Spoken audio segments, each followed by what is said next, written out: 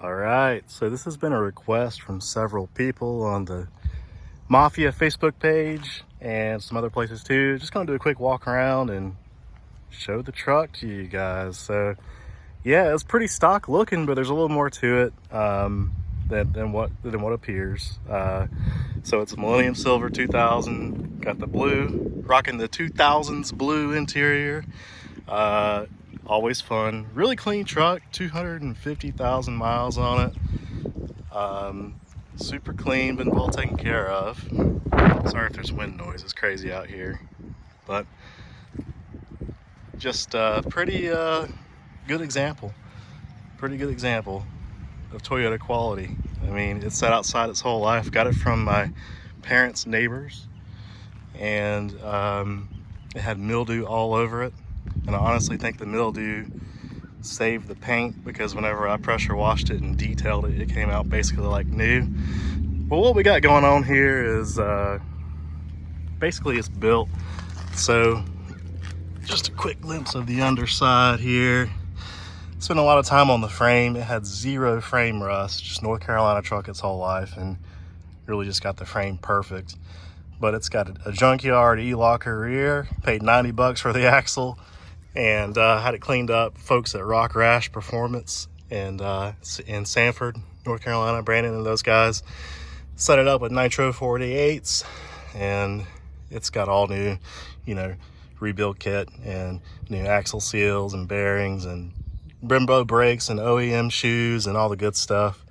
Sonoran steel panhard bar, Keith's panhard correction, and it's got the opt off-road, Johnny joint upper links, all the good stuff. The vents relocated to the fuel cap area. It's got Jeep JK 2.5-inch lift rear springs. They got a lot of flex. They're dual rate springs, so they're really comfortable.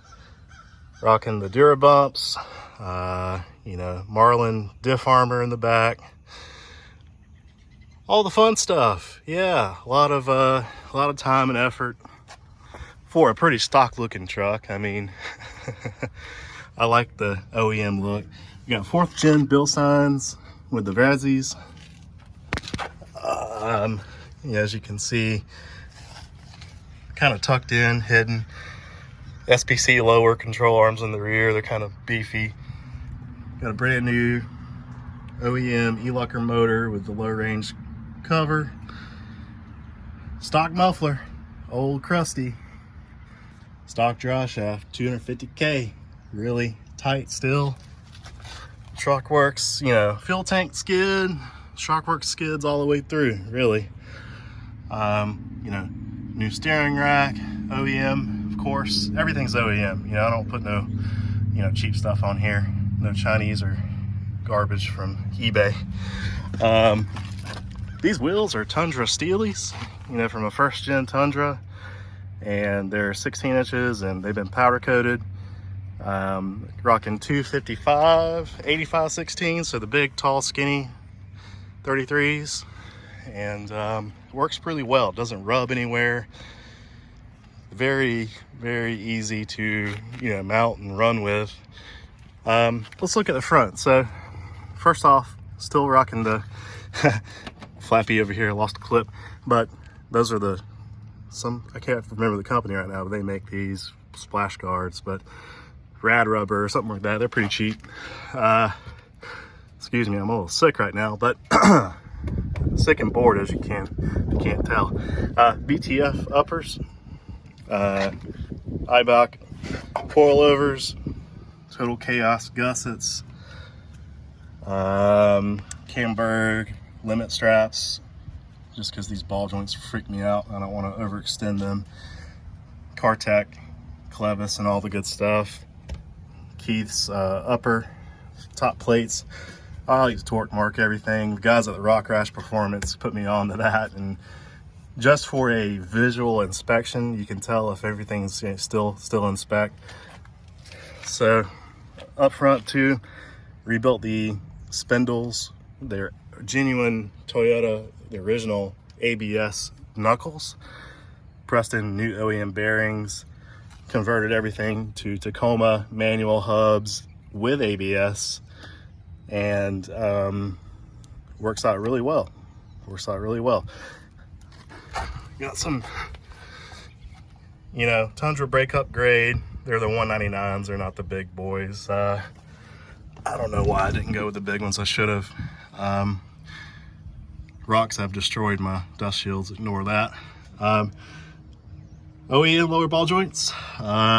Keith's skids there and reinforcements.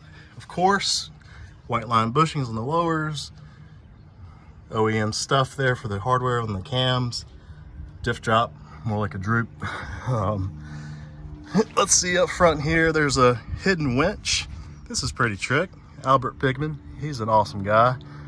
He's got this nifty hidden winch plate for these stock bumpers, and man, it really just hides that worn Evo 10S in there. And I kind of rigged mine up so I didn't have to cut the bumper so much, but I've got these extension, geez, if I can get the phone in there, these metal extension tubes that really extend the winch out so it doesn't have to, you know, cut the bumper so much. But cheapo Amazon fogs fit right in the stock location. Really like the stock lines of these trucks. I didn't want to disturb that too much. Outer tie rods, new OEM, stainless brake lines, you know, Dura bumps up front. All the fun stuff. All the fun stuff. Just shot the underbody for you guys. I mean, crusty muffler. This thing is pretty clean. Not a speck of rust, just some mud. I do wheel it. A lot of people say, man, you don't wheel this truck. I do. I just clean it a lot.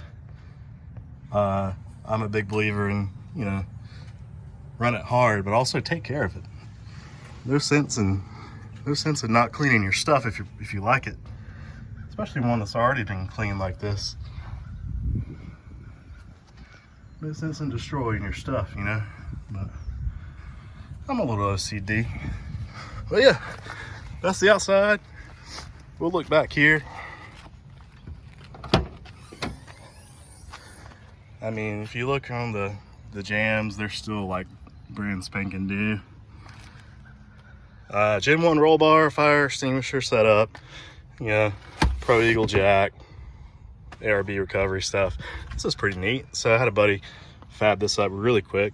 Just a removable interior spare tire carrier, because you know, the big 33 wouldn't fit underneath the truck. This guy, Drew Offmer, I think his name is, has a really cool 3D printed setup back here. Right here, we got a onboard air. Tucks really nice in. And I didn't run the hose anywhere. I just like to, you know, I didn't want to put too many holes in the car. So I just got the truck right there. As we go around, I'll just show you. Hey, Kid Central back here. It gets used. A little attic net, door jams. A little ding right there. Let's see, nothing much to see here. Just a yucky blue interior, man. 90s and 2000s. What in the world were people thinking? But I love it. It's grown on me. WeatherTechs.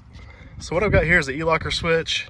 This is a ABS toggle switch. So the folks at Rock Rash, Brandon McCree is a darn genius, and he figured out a way to, with the engine running, you know, you can toggle ABS on or off. It's lit, so it tells you, you know, when it's on, it's lit up on. When it's off, it's lit up off. You can go back and forth without having to turn the car off. I mean, it's just great when you're off-roading. You don't want ABS. Nasty stuff can happen. Air compressor, scan gauge with the Paranoid Fabrications mount, Alpine LX 207, I think. Yeah, 207. Let's see. These things break. Every 4Runner I've ever seen's got the broken seat things, but I don't know if you can see under here, but under each seat, there's Alpine 8-inch subs. They're kind of like the powered subs. But yeah, pretty basic stuff. Really clean truck. Man, it's just been a great one. It runs awesome. Daily drive it. Got an oil analysis report done on it, and it says the engine is basically like new. I mean, no metal deposits, no iron, no tin or anything. So really nice truck. Let's look at the engine.